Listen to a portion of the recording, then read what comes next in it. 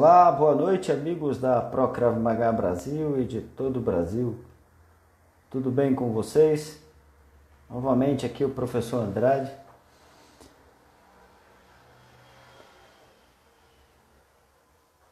Boa noite, Yuri, Ana. Novamente aqui estamos iniciando a nossa live, aguardando o nosso professor Leandro Paiva chegar, adentrar a nossa live. De antemão eu quero agradecer a todos vocês pelo carinho, pela dedicação em assistir e participar de nossas lives. Lives essas que são vocacionadas a vocês, todos vocês, né? Então, muitas dúvidas serão sanadas hoje. Hoje o tema, Larissa, boa noite, Alex.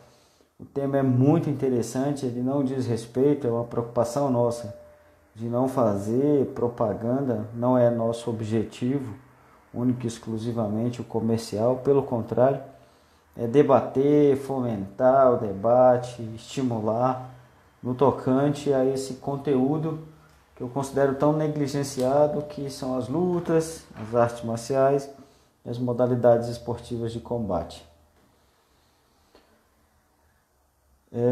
Se alguém se interessar em fazer alguma pergunta, pessoal, está aberto, fiquem à vontade, não se sintam constrangidos em perguntar, né?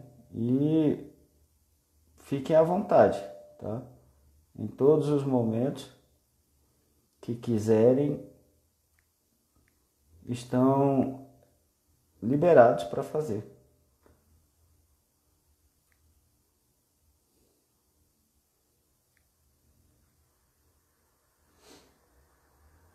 Inclusive alguém aí, se tiver agora mesmo alguma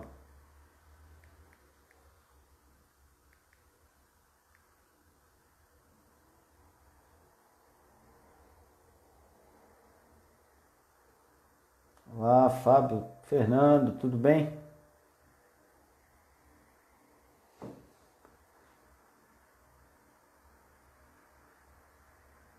Aguardando o professor Leandro aparecer. Já o convidei, mas... Olá, Davi, tudo bem?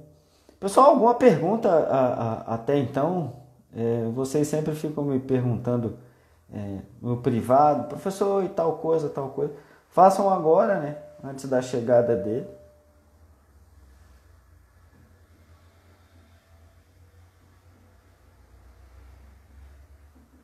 Fala, Fernando, bem comando?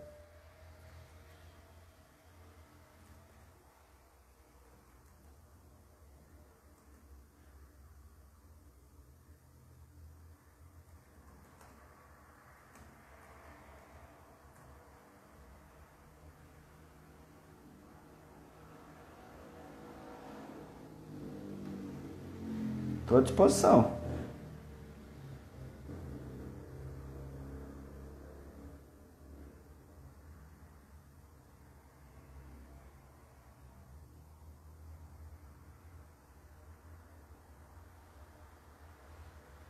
Robson, tudo bem?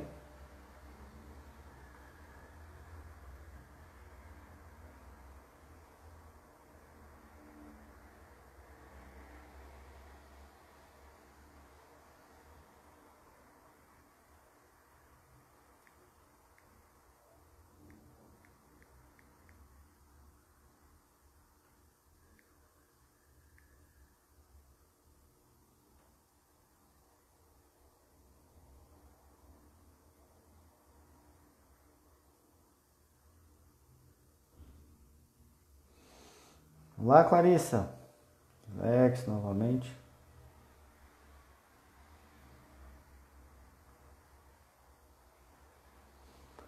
Ana, o professor Leandro, a gente queria começar falando de todo um contexto da pré-história, né, das lutas. Mas adiantando aí até a chegada dele, salve Jean.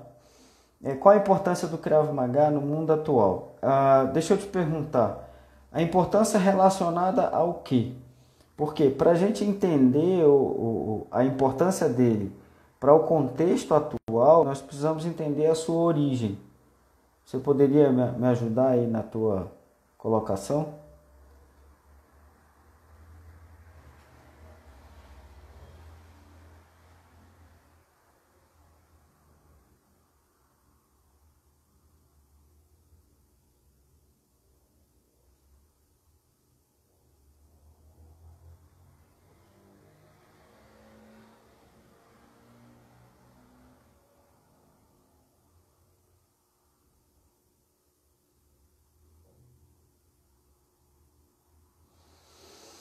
Não, o Fernando, quando você pergunta aí agora se o Krav Maga é realmente uma arte marcial, só existe uma escola que você conhece que ensina dessa forma, né? Mas eu vou deixar ela, vou anotar aqui para o professor Leandro.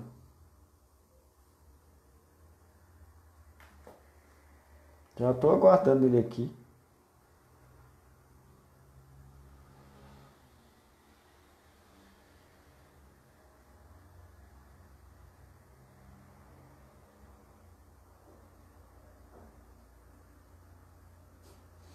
Calar indiano.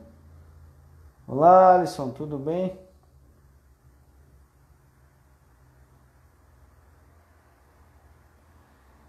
Pô, muito legal ter vocês aí. Raimundo? E você, Raimundo? O pessoal da Pro Krav Maga está em peso. Como é que tá floreando aí, Alisson?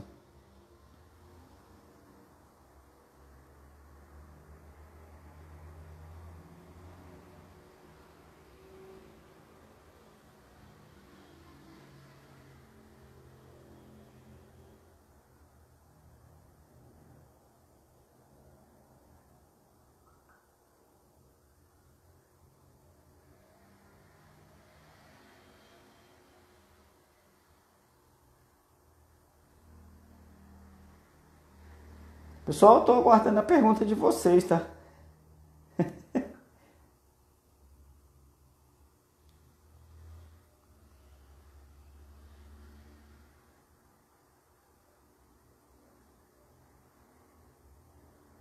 Só faz no Gold. Figura.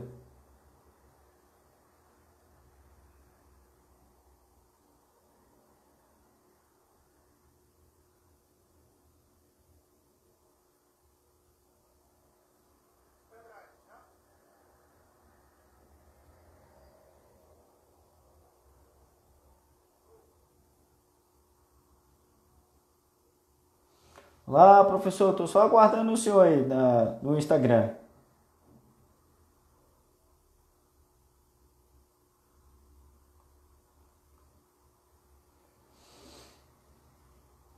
Ontem vocês conseguiram ver e ouvir, né? O Coronel Montenegro, ficou alguma dúvida? Tivemos problema lá com Portugal. Semana que vem a gente vai tentar de novo com Portugal. Nós vamos falar com o vice-presidente da Federação Europeia de Krav Maga, e vamos falar com Israel também.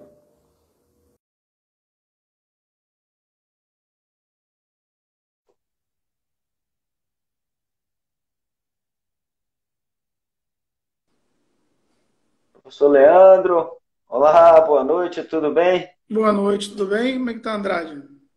Tudo em paz, professor. Que bom tê-lo aqui conosco. Professor, de antemão, eu lhe dou boa noite e quero agradecer imensamente. Eu sei que o senhor está numa maratona aí, até postou hoje que a sua live seria a última desse mês, porque eu sei que está difícil e me tirar da pesquisa, eu sei bem o que é isso. Então, de antemão, eu quero lhe agradecer imensamente por esse convite. É uma live totalmente gratuita. Na verdade, eu estou atendendo a um pedido de vários alunos no Brasil e no mundo todo. Ele dizer que tem amigos nossos nos vendo de Portugal, até mesmo de Israel. um amigo agora nos Estados Unidos que está vendo também. E é uma honra poder contar com a sua colaboração nessa singela contribuição. Eu quero ser breve, eu não quero tomar seu tempo. Se eu fosse ficar listando aqui o seu currículo, a live ia ser só de currículo, tá, professor? É um prazer tê-lo conosco. Olha, primeiramente eu queria dar boa noite para você, para a sua audiência, para os que estão acompanhando essa live. Eu acho a questão da live, de lives, uma excelente iniciativa para a gente ter uma pílula de conhecimento, uma pílula sobre o que tem sido feito de pesquisa. É claro que ela não substitui um livro, é claro que ela não substitui um documentário, mas ela ajuda muito a você, por exemplo, a alcançar pílulas de conhecimento sobre perguntas específicas, né? Então, queria agradecer a oportunidade de falar um pouco. Realmente essa é a minha última live. Eu tinha me comprometido primeiro com o Fabrício Bosco Delvecq, que é um parceiro de trabalho meu, e acabou que várias pessoas ficavam me pedindo live semanalmente depois, e eu às vezes tenho um pouco de dificuldade de dizer não, e isso tomou muito meu tempo. Fiquei fazendo uma live atrás da outra sem ter como me organizar direito para poder atender todo mundo a contento. Então, eu acho que eu consigo atender bem até a sua. Você vai ser a última. Não vai ser a última da minha vida, mas vai ser a última da quarentena, com certeza. Eu quero dar um respiro de live para voltar ao que eu estou fazendo, que eu estou nesse momento agora mexendo no capítulo de livro. Esse capítulo de livro que eu estou trabalhando agora versa sobre a prática de lutas corporais como jogos, desde a colonização do Brasil, ou seja, desde o século XVI. Então, eu venho traçando um panorama na historiografia das lutas corporais indígenas, porque eram as que tinham aqui antes chegada maciça dos europeus. No século XVI, tem jesuíta com recorte. No século XVII, no século XVII tem jesuíta, tem autor, escritor de livro, inclusive, que viu e fez iconografia. Temos no século XVIII, temos no século XIX. Século XX em diante não precisamos falar, até porque eu sou contemporâneo do século XX, mas do século... Precisa sim, independente de eu ser contemporâneo. Mas eu acho que essas de passado mais remoto são mais interessantes de trazer à tona. Então, estou envolvido muito intensamente agora. Eu acho que tudo que eu pego para fazer, quando eu me apaixono pelo conhecimento, pelo assunto que eu vou trabalhar, eu durmo, acordo e sonho pensando naquilo, então é difícil desfocar. E eu tenho me desfocado agora, entre outras coisas, também com as lives, que é uma coisa que me preocupa em atender adequadamente as pessoas que me pedem isso, porque eu acho que só ajuda um pouco a levar conhecimento, né? A transmitir no pouco espaço de tempo. Eu fico aberto a perguntas, que você tiver, a sua audiência tiver de dúvida e de pergunta, eu fico à vontade para responder, tá bom? Professor, para quem não lhe conhece, né, a maioria aqui, poucos, na verdade, lhe conhecem, eu acredito que um ou dois só.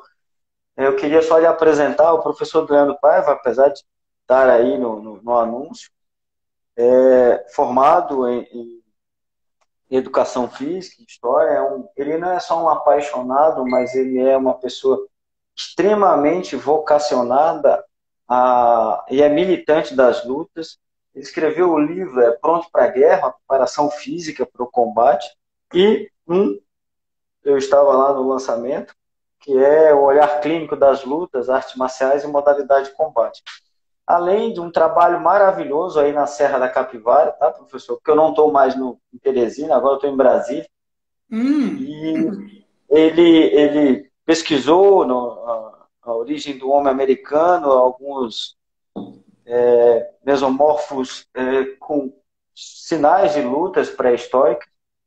Agora, no mestrado em antropologia, é idealizador do Simpósio Nacional de Lutas, palestrante, com parcerias excepcionais. Então, para todos ainda que não conhecem, eu, professor, o considero hoje a maior autoridade, mas quando eu falo não só em grandeza, é em nível de conhecimento das lutas, das LAMEC, vamos chamar assim, a nível nacional, quiçá mundial, porque o que se tem muito são contos, mas estudos científicos, como retratam os seus livros, e as pesquisas e a forma com que o senhor divulga, eu creio que são poucas as publicações. Como eu sempre falo, eu sou contemporâneo também aí dessa modalidade, apesar de ter iniciado em outras, mas do Krav Maga em Israel. Só existe 3 livros publicados sobre a modalidade.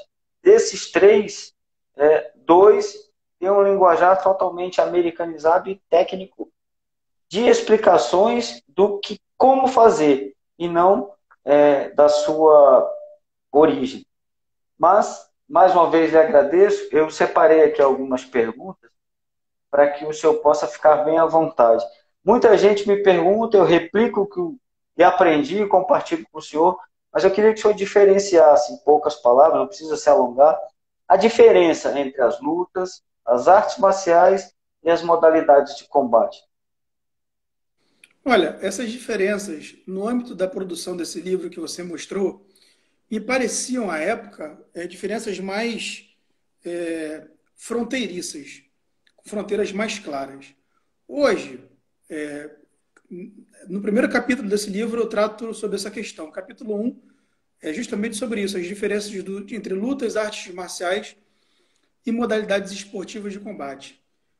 Hoje, eu particularmente entendo muito com profundidade que, indo além disso, dessa divisão do livro, a antropologia me trouxe uma base de conhecimento epistemológico inimaginável, no sentido de mostrar que essas fronteiras é muito mais de onde o observador se coloca, por uma questão, às vezes, muito mais de contexto, não rígida.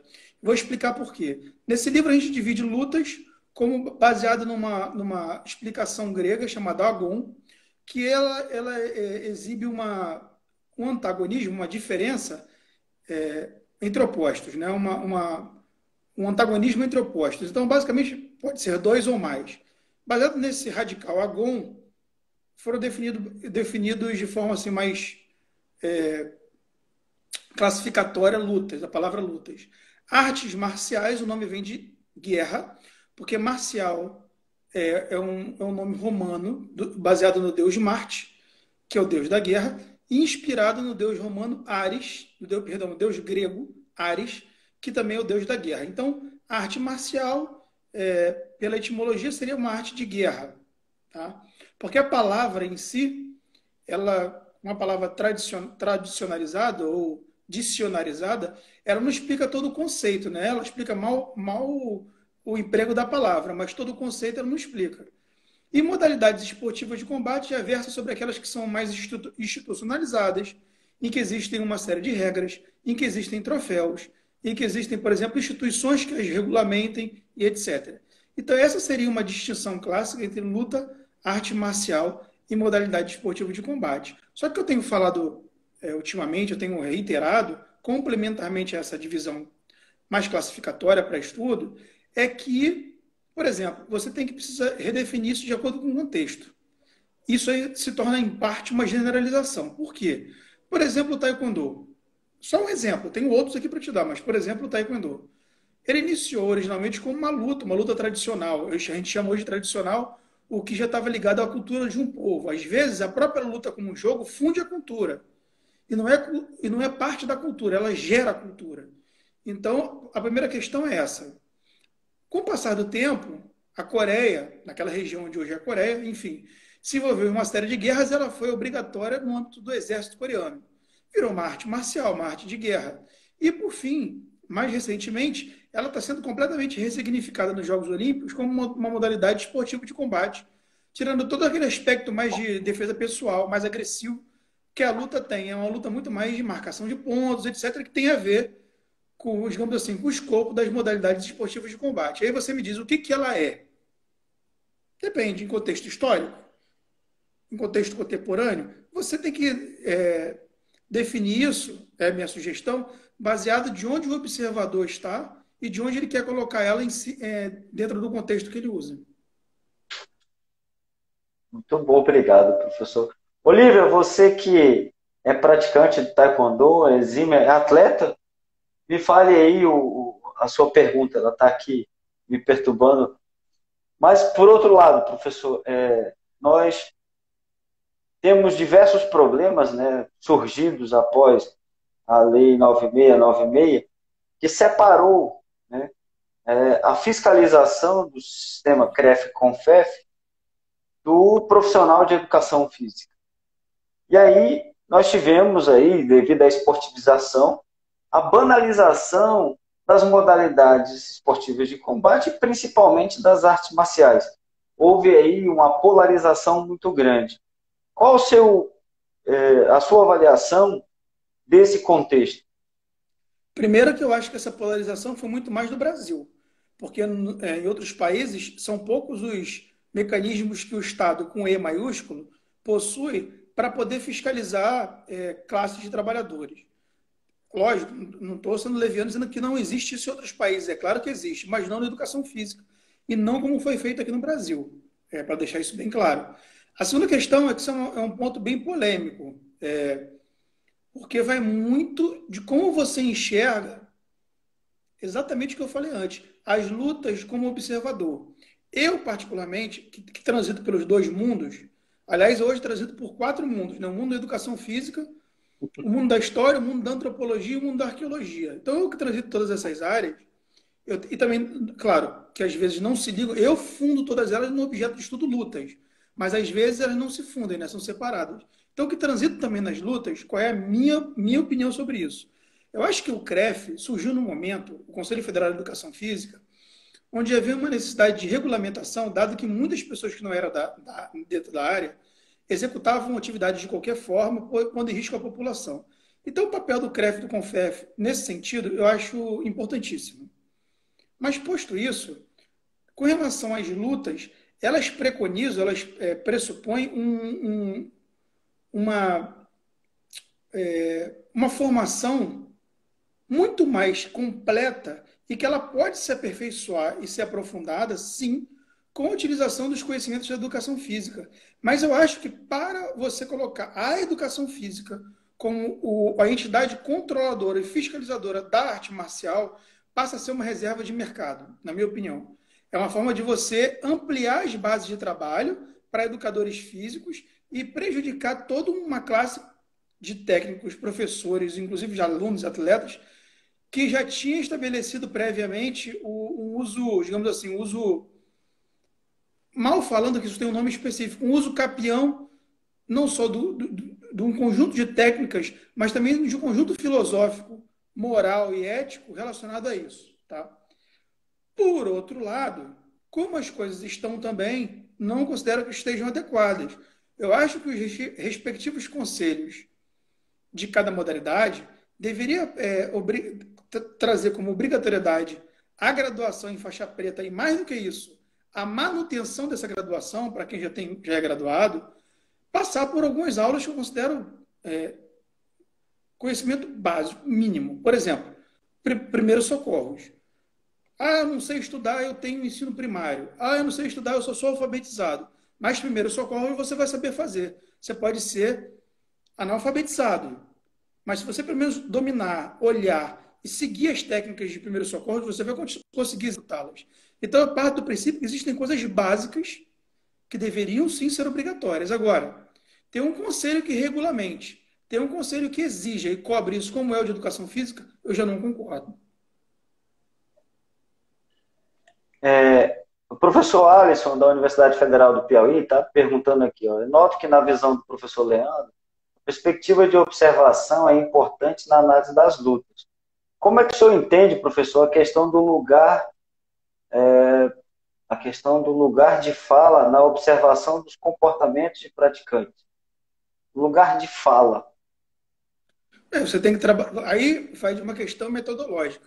Você pode trazer eles como objeto, ou seja, vão ter um lugar de fala que obrigatoriamente precisa ser filtrado pela sua forma de pensar, pela sua concepção de mundo, ou você pode tratar eles como agentes ativos de uma construção de fala.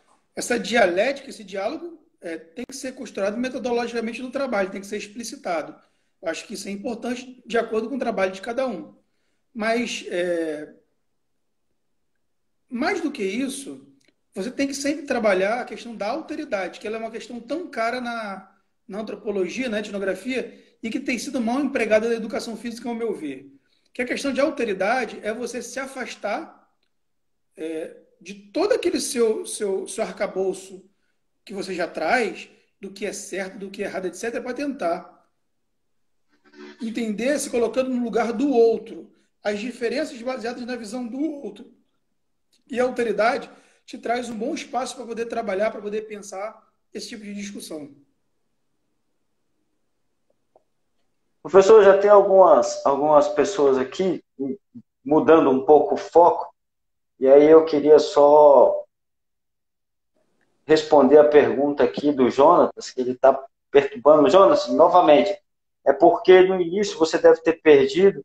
O professor Leandro estava falando de um livro que está publicado exatamente a tua pergunta, mas eu vou para a segunda pergunta, também sua. O que o senhor acha e tem do histórico do boxe, lá no fundamento, o boxe sem luva? É o que ele está perguntando aqui, o Jonas Davidson.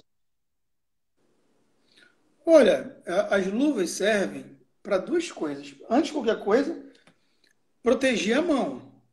Deixa eu Porque, só, antes de eu concluir, até para que o Jonas entenda. Aqui, se ele tivesse a oportunidade de ter lido, ele ia entender que no passado as luvas eram feitas de couro, né? Como uma forma de proteção, ela tinha uma nomenclatura própria, mas aí evoluiu, regrediu. O que o senhor acha disso? não, então, no início, eu digo, antes desse passado que você citou no livro, elas eram de mãos nuas. Depois, com o tempo, eles passaram a proteger as mãos, de acordo com cada cultura, não são todas. Essa questão do livro eu coloquei como uma visão grega, né? Uma visão eurocêntrica. Grécia e Roma. Em Grécia e Roma tem essa questão eurocêntrica que realmente utilizava essas luvas de couro, chamadas caestos, que envolviam metais nas mãos para tornar os combates mais violentos. Mas vamos falar hoje, a questão de você usar ou não usar luvas nas mãos, a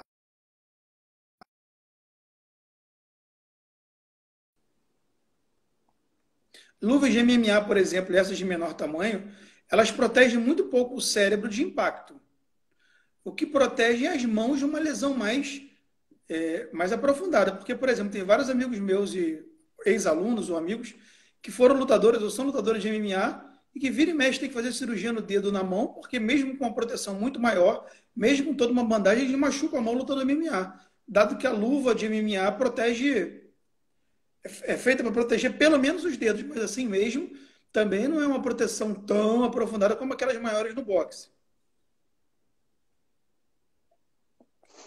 Já novamente o professor Alisson faz a pergunta, ainda relacionada à anterior, dessa visão relacionada ao que se produz hoje de conhecimento, a marginalização da capoeira e do jiu-jitsu, década de 90, 80, 90 e no que é hoje. Hoje, na minha opinião, hoje essa marginalização acabou, né? Porque a marginalização tem a ver, vamos lá, em primeiro lugar, marginalização vem do quê? Vem de margem. A margem da sociedade. De qual sociedade? Daquela sociedade constituída pelas vias, pelas meios de comunicação de massa. Então, elas formam, quer queira, quer não, um tipo específico de pensamento. Ela constrói um tipo específico de reputação. E na feita que essas modalidades não interessavam essas redes, isso era cada vez mais aprofundado.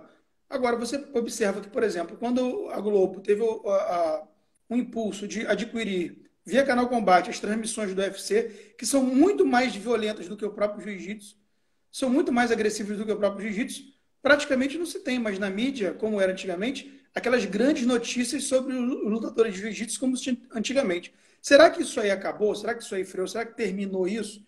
Eu acredito que não. Porém, a sociedade vai mudando e os etos dela, a ética dela também vai se ajustando com o tempo. O que hoje, por exemplo, a gente entende como se fosse uma coisa muito nonsenso, talvez há 100 anos atrás fosse totalmente normal, e assim vai mudando. E as pessoas, na visão dos próprios praticantes, depois de muito tempo isso da profissionalização, eu digo isso pelo menos para o jiu-jitsu, ficou uma coisa muito feia, muito desprovida de propósito, muito. As pessoas te enxergam de uma forma muito marginalizada quando você se envolve nesse tipo de briga, nesse tipo de confusão hoje. Então, antes talvez, não existia esse tipo de pensamento, esse ethos, essa ética, e você era absorvido pelos seus colegas, você era estimulado até esse comportamento mais agressivo, independente de ter cobertura midiática ou não. E hoje não, você é extremamente condenado. Eu acho que são paradigmas que a sociedade vai mudando e você vai se ajustando ou não a elas, entendeu? Obrigado, professor. Agora, nós vamos direcionar para algo mais novo, que é exatamente a nossa assessoria, nos tempos atuais, ela tomou a iniciativa de buscar o ensino do Krav Maga de forma integral. Então, eu nem vou me ater, aliás, eu nem vou tomar coragem de comentar sobre o Krav Maga. Eu vou pedir para que o senhor comente, dentro do que o senhor já estudou sobre o Krav Maga, do momento da sua criação até a chegada no Brasil. Como o senhor vê essa nova modalidade de luta? Olha, para ser sincero, eu posso falar muito pouco sobre a área de defesa pessoal e de modalidades correlacionadas, como, por exemplo, o Krav Maga. Então, eu não consigo ter uma propriedade, por não ter refletido criticamente sobre isso ainda, sobre o objeto de estudo defesa pessoal, de modo que eu consiga ter uma opinião mais concreta formada. Então, qualquer coisa que eu fale sobre isso, eu vou devagar. Eu vou extrapolar uma opinião totalmente infundada. Eu prefiro não falar sobre algo que eu não tenho pesquisado a fundo, e mesmo nem a raso. Eu acompanho, por exemplo, a defesa pessoal, tenho amigos meus que trabalham com isso, inclusive você é um grande expoente, mas eu mesmo nunca fui um grande estudioso, pesquisador das artes marciais, no sentido da defesa pessoal, fora em contexto cultural de guerra. Então, tenho pouca propriedade para opinar sobre isso. Professor, eu vou lhe ajudar. Tem um colega aqui que falou, deu risada aqui e falou, não funciona. É legal, essa participação é legal. Bom, eu queria exatamente, eu pedi para o senhor falar sobre isso, porque as perguntas que vêm sendo feitas é exatamente isso. Ela aqui as perguntas, né? Já vê, ela é uma luta? Ela é uma arte marcial? É uma modalidade esportiva de combate? Então, se o senhor me permita uma contribuição. A Claro. modalidade Krav Maga, ela nasceu da necessidade de um povo como boa parte das outras. Necessidade de um povo de sobreviver. O cerne da criação dela era de um Estado que não era formado, onde um europeu, um judeu europeu, migrou para aquele pedaço de terra que na época se chamava Palestina, e lá encontrou grupos de resistência. Ele já tinha fundamentos de 4 modalidades bem conhecidas nossas.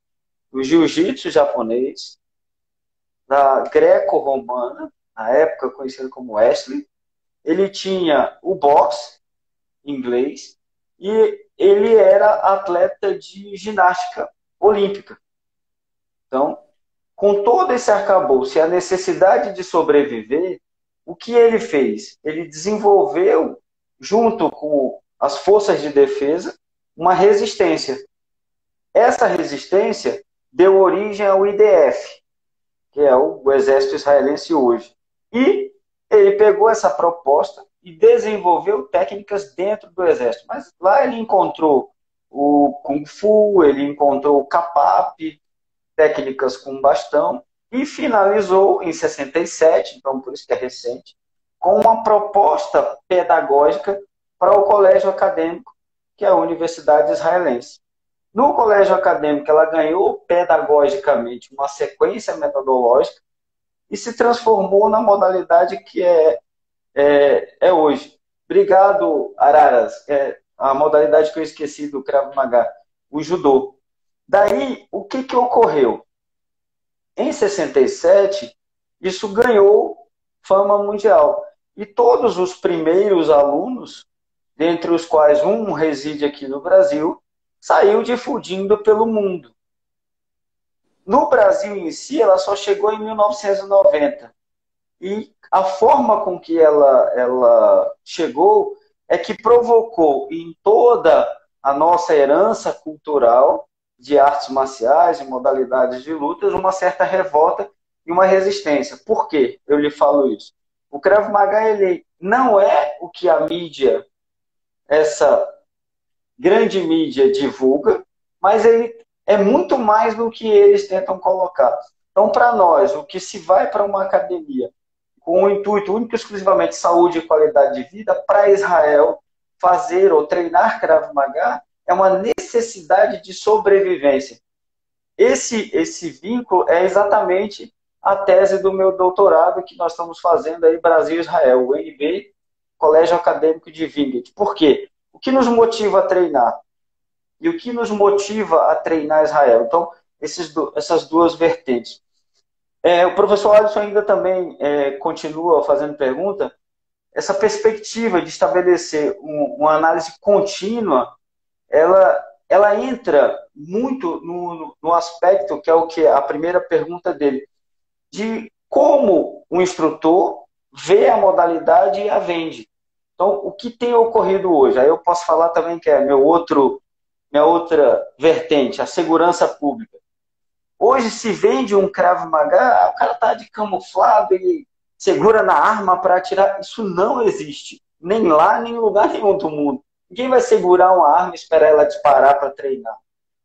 Mas a nossa preocupação, professor, por isso a insistência em ter o senhor aqui, era exatamente para que o senhor elencasse qual qual a verdadeira essência de todo esse conteúdo tão rico e muitas vezes é tão banalizado que são as lutas, as artes marciais e as modalidades de combate.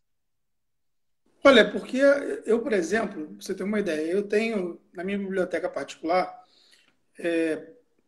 enfim, muitos volumes na área de educação física. Então, eu tenho uma área específica dela. Então, muitos volumes na área de história, que é outra área que eu trabalho. Eu digo em seção, né? Eu tenho uma seção só de antropologia e arqueologia. E eu tenho uma seção enorme só de luta. É uma quantidade de material produzido muito vasto já por pessoas que refletiram as lutas de várias universidades brasileiras de norte a sul, mas que é um conhecimento que às vezes fica muito circunscrito à educação física.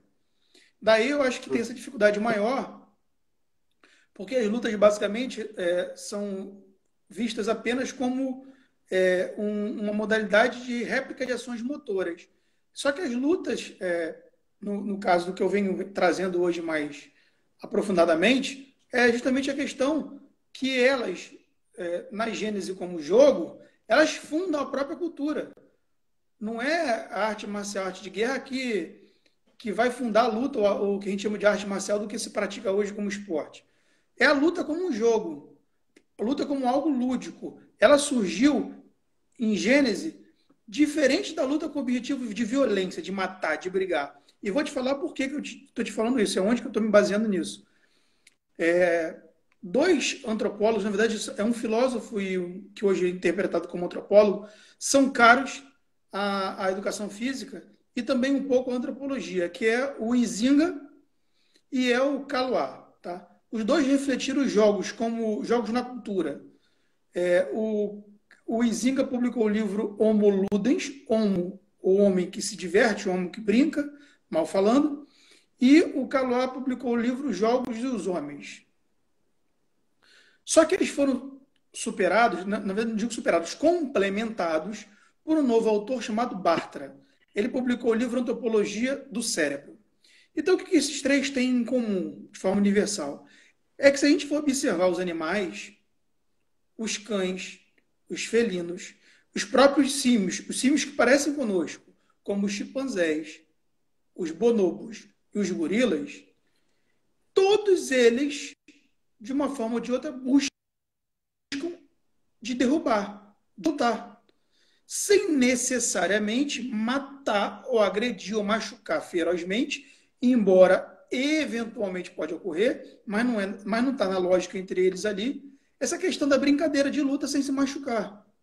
Só que para isso ocorrer, obrigatoriamente você precisa desativar instintos agressivos, o que supostamente se infere como instinto de defesa ou como instinto de ataque, inerente de alguns mamíferos, inerente de alguns animais, que são o que a gente considera como do comportamento, que são oriundas do próprio comportamento natural do animal.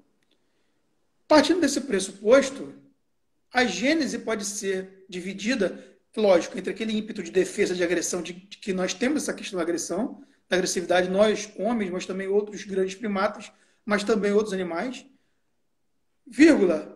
Porém, em paralelo, como animais, também brincamos, nos divertimos de lutar, sem necessariamente, a gente desativa esse instinto e brinca. E isso foi fundando o jogo na cultura. Daí que, quando você vai para um período mais recuado, e você vai falar isso em livros, respondendo melhor a sua pergunta, é um mundo, um universo de ser trabalhado. Depende, de novo, qual é o foco que você vai dar. No momento agora, eu tenho costurado as relações entre antropologia, arqueologia, educação física e história, perdão, nas lutas corporais indígenas brasileiras. Que hoje, quando a gente vai falar de luta mais antiga no Brasil, mais ancestral, as pessoas confundem judô, jiu-jitsu, essas lutas eurocentristas ou essas lutas de cunho mais oriental, trazida para cá com os imigrantes, até às vezes até antes, com o que já tinham aqui e já era praticado. Eu estou atrás do mais antigo, entendeu? Não estou atrás do que é mais praticado. Essa é a minha busca. Da qual eu pude presenciar na Serra da Capivara, e lhe garanto, né, minha esposa é aqui do Mato Grosso, próxima ali, a Nova Chavantina, na aldeia dos Chavantes, do qual o senhor anda pesquisando, inclusive tem levado um membro da tribo, né? Eu Na participei verdade, de uma é só para... competição deles com relação e pude ver um pouco do Uca-Uca, né? Só uma coisa, só uma distinção. Os Chavantes e a região de Chavantina, estou falando dos Chavantes, a etnia Chavante fica localizada no Baixo Xingu, quase saindo já em direção ao Pará. A forma de luta que eles praticam é diferente do ponto de vista das ações motoras, da cultura. Existem muitas coisas parecidas mesmo, como eles interpretam a luta e o histórico de lutas para eles. Mas das ações motoras é diferente da Uca-Uca que eu pesquiso. A Uca-Uca, basicamente, ela sobrevive na região do Alto Xingu, ou seja, na bacia dos formadores do rio Xingu. Tá?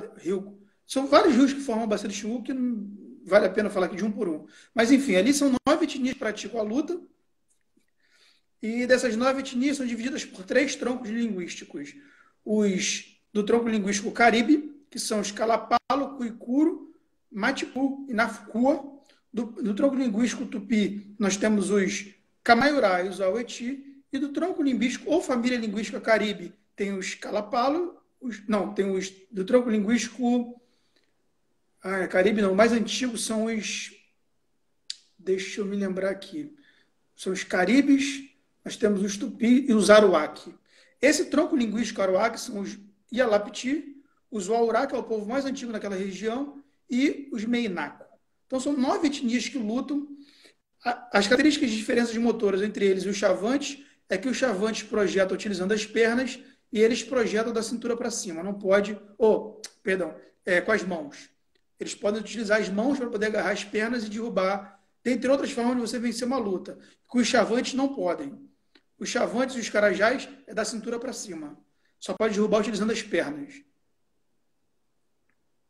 Ainda também, nessa mesma linha da luta indígena, professor, no período que eu morei no Amapá, ali na ilha de Marajó também, há diversas etnias, dentre elas a que migrou para Macapá, subiu até o Oiapoque, que está ali na fronteira com a Guiana Francesa, são os Waiampis. E também há registros de lutas na ilha de Marajó. O senhor poderia falar para a gente um pouco delas? Poderia. Então, os Waiampi, salvo engano, eles são também tronco linguístico tupi, eu não estou falando besteira. Não sei se o Waiampi é do Macro-G ou é tupi, porque é bom você tem que partir da distinção entre as etnias, inicialmente pela língua e depois você vai por outras distinções. Mas uma básica, uma raiz assim, de linguística é a primeira. dentre as diferenciações, é uma das primeiras, se não for a primeira. Eu não sei relacionar, não consigo relacionar o Zwayampi com o arquipélago do Marajó. Agora, o que eu posso dizer é que no arquipélago do Marajó, a prática de luta está baseada em origens mitológicas, fundantes, né? Que o homem observava os touros brigando, os grandes búfalos, e etc, etc. Eles, e ainda não conseguiram fazer uma pesquisa mais aprofundada, se isso foi uma influência negra, que teve em parte dessa ilha, ou se isso já foi uma influência de descendência mais indígena e perpetuada depois pelos colonos, que ali estabeleceram e depois extinguiu suas comunidades, os povos indígenas. Quando digo extinguiu, não quero dizer que elas foram extintas por morte necessariamente. Eles podem ter o grupo em si ser coeso, ser desfeito justamente por uma perseguição, e depois miscigenados remanescentes com outros e não indígenas ou com indígenas, né? Mas eu não consigo fazer essa relação entre o IMP especificamente e o arquipélago do Marajó.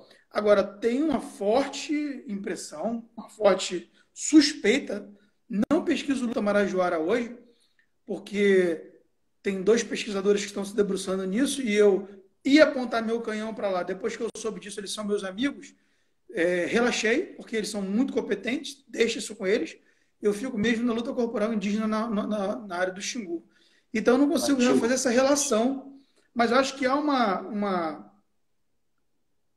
uma influência indígena muito forte na luta marajoara, pela forma de luta. Professor, as perguntas que eu havia separado encerraram. Tem um rapaz aqui chamado Jonathan, ele está lhe perguntando direto para o senhor, o senhor não pensa em fazer doutorado e seguir carreira acadêmica?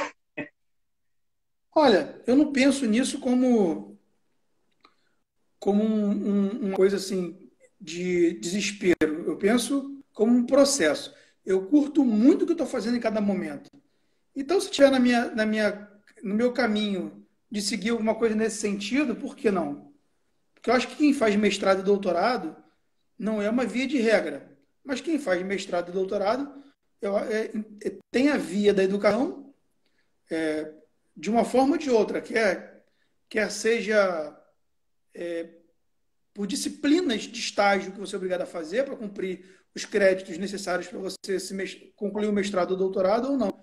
Mas eu não penso muito nisso agora. Eu gosto muito de curtir as pesquisas que eu faço. Eu gosto muito de pesquisar, então faço a pesquisa, curto o processo e me enjoo muito rápido do produto.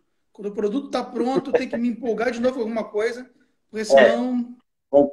tem que se motivar em outro, né? Exato, eu tenho esse Professor, problema muito sério. estávamos, né, preparados para o... Vou voltar. Você consegue me ouvir? Estou ouvindo perfeitamente, está me ouvindo? Bom, nós estamos com sua imagem travada, mas vamos lá, já que o senhor me ouve, isso não tem problema.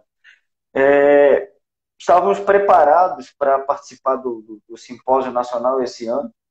Infelizmente, dado a nova realidade que estamos vivendo, fomos impedidos. Mas, de antemão, eu quero lhe falar que estamos trabalhando aqui, já é o 8º artigo. Nós desenvolvemos uma pesquisa, a primeira, de fato, sobre Krav Maga no mundo. Eu achei que ela ia ser no Brasil, mas ela se tornou no mundo. Por quê? Em toda a revisão sistemática, nós descobrimos que só existe uma publicação de 2008 que relaciona a origem do Krav Maga. Então, da sua origem, de 64 até 2008, uma acadêmica da Universidade Judaica de Jerusalém. E de lá para cá não existe artigo científico da modalidade. Existem 8, na verdade eu encontrei 243, mas apenas 8 são científicos com validade científica, dos quais se falam de tratamentos fisioterápicos de ferimentos de combate, de alguém que tentou utilizar a modalidade para defender uma ação. Terminou caindo aqui, pessoal. Já já ele volta. Fernando, a tua pergunta é relacionada a questão de programação neurolinguística e a gente vai deixar para outra oportunidade, tá bom? caímos aí, né, professor? Opa, consegui. Ó, sem problema. E aí, o que que ocorreu? Nós resolvemos fazer essa pesquisa do ponto de vista fisiológico, entender o que ocorre fisiologicamente com essa modalidade que ganhou essa proporção. Nós encontramos 32 variáveis de tudo que foi pesquisado, desde força, sono, flexibilidade, massa corporal, tudo lógico dentro da fisiologia, porque era o grupo de estudo era quanto a isso. Por isso que agora no doutorado é sobre a pedagogia, o porquê do treinado. Aí, uma variável me chamou muita atenção, que foi a produção de ocitocina, que para muita gente é o hormônio do carinho, do afeto. Principalmente no momento que o Krav Maga tem um contato, uma aproximação maior. Essa pesquisa, ela pôde nos levar, e é exatamente isso que eu quero falar, a diversas vertentes. Ela vai abrir um leque muito grande no entender a modalidade da forma que a maioria dos nossos ouvintes aqui estão perguntando. Mas o que eu queria lhe dizer quanto a isso? Nós iremos levar para o simpósio e para as publicações que o senhor fomenta e organiza exatamente esse estudo. Porque, assim como o senhor, eu entendo e comungo do pensamento de que aquele que faz o que gosta e ama o que faz, ele com certeza vai mais longe. Eu preciso também estar motivado. E aí eu deixo agora aberto a todos que quiserem perguntar, já está acabando a nossa live, tem assunto aí para muito tempo. Não quero mais tomar seu tempo, professor. Muito obrigado mais uma vez. Pessoal, se quiserem perguntar, aproveitem agora. Estamos acabando aí já. Quanto tempo nós temos? Estamos com 50 minutos. Então temos Tem 10 umas minutos. 10. 10 minutos de 9 é tempo bom. aí. Controla, por favor, Andrade, o tempo, que eu vou tentar responder na medida do Sim. possível as perguntas que forem enviadas aí. Eu vou responder para ver se eu consigo responder todos, né? Ver se a gente consegue controlar melhor. Que eu não tenho nem noção de tempo. Vou falando, eu estou completamente perdido. Se você puder Agora me tivemos a monitorar. inversão. Se eu controlava meu tempo lá na minha apresentação do artigo, agora eu controlo o seu. 10 minutos, tá, professor? Contando. Mas eu me viro 10 minutos. Você viu isso me virando, né? Vamos Mas lá, pessoal. hoje em dia é 15. Hoje em dia já é 15. Não é mais só Não, 10, tá não. bom. 15 já deu uma melhoradinha. Parabéns. O pessoal de Araras está mandando parabéns para o senhor. É um grande amigo, o Marcelo, que também tem alguns profissionais que vão nos eventos, nos simpósios, e que depois de tanto bater nessa tecla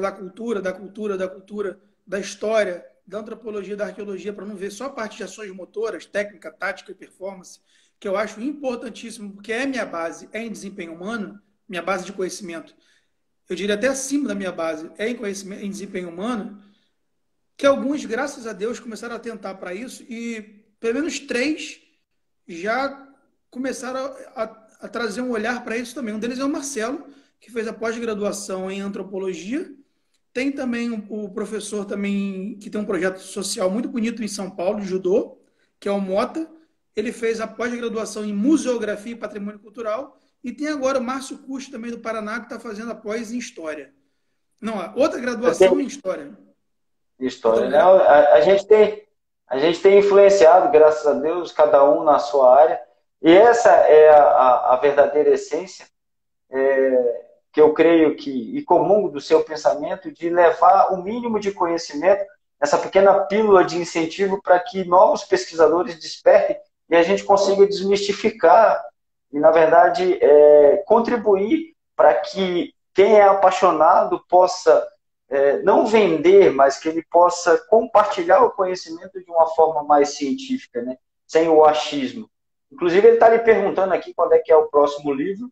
Tem um professor Alisson de novo, Hello Virginia, nos Estados Unidos, está aqui também mandando um abraço para o senhor, agradecendo a participação. Quais elementos contemporâneos são relacionados com as lutas podem ser percebidos a partir dos registros pictográficos da Serra da Capivara? Olha, o Alisson lá Olha, muita coisa. Existe um colega que é arqueólogo, o nome dele é Michel Justaman, e ele tem trazido justamente essa vertente, novas interpretações às pinturas rupestres encontradas na Serra da Capivara. Claro que não é algo da cabeça dele, ele vai lá, faz. Primeiro ele faz a coleta audiovisual, que são as fotos, os vídeos, leva para o trabalho laboratorial de vetorização, ou seja, ele pega esse trabalho, ele faz o que a gente chama de decapagem gráfica, ele desconstrói o cenário por trás das pinturas rupestres, de modo que fique mais explícita, com uma mancha preta no papel branco de fundo, o que está ocorrendo ali, igual a capa desse novo livro que eu escrevi aí. E aí ele encontrou, por exemplo, cenas de mulheres executando trabalhos parecidos com os de homens. Ele encontrou, além das lutas, tem danças, além das lutas, tem acrobacias, cerimoniais, tem antropomorfos, antro de homem, morfo de contorno corporal.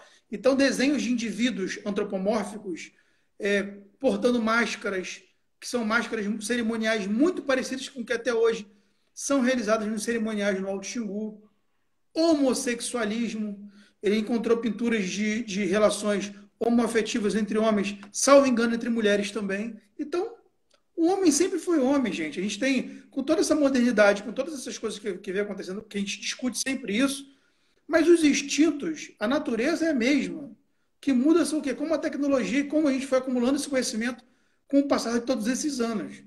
Mas instintivamente, coisas, eu diria, basilares da nossa natureza estão lá. Entendeu? Professor, muito obrigado mais uma vez. Eu vou ter que encerrar aqui, que são só 4 minutos, aí tem nossas considerações finais. Eu queria mais uma vez lhe agradecer e fazer uma solicitação. Está sendo criado pela nossa assessoria, também a pedidos, né? Eu estou sendo motivado pelas pessoas, pelos alunos em si, a publicar essas lives no YouTube. Eu queria saber do senhor se o senhor permite a gente Sim, fazer claro. a edição. Pode Eu publicar que agradeço imensamente. depois eu vou lá e puxo ela também pego para minha base. Pode ficar. Pronto. Agradeço imensamente mais uma vez. Professor Alisson está lhe mandando um abraço. Virgínia também. Israel mandou agradecer, né? O mestre Ron Rotten está agradecendo aqui a sua participação. Ele está com dificuldade lá porque a tradução não está sendo simultânea, né? Demora um pouco, mas mais uma vez eu lhe agradeço imensamente. Conte conosco no que o senhor precisar. Em Brasília, estamos no Colégio Militar e retornando às atividades na UNB, nós iremos iniciar esse doutorado maluco, Sanduíche Brasil-Israel. Professor, mais uma vez, muito obrigado pela sua predisposição. Olha, eu venho agradecer a oportunidade, agradecer o espaço.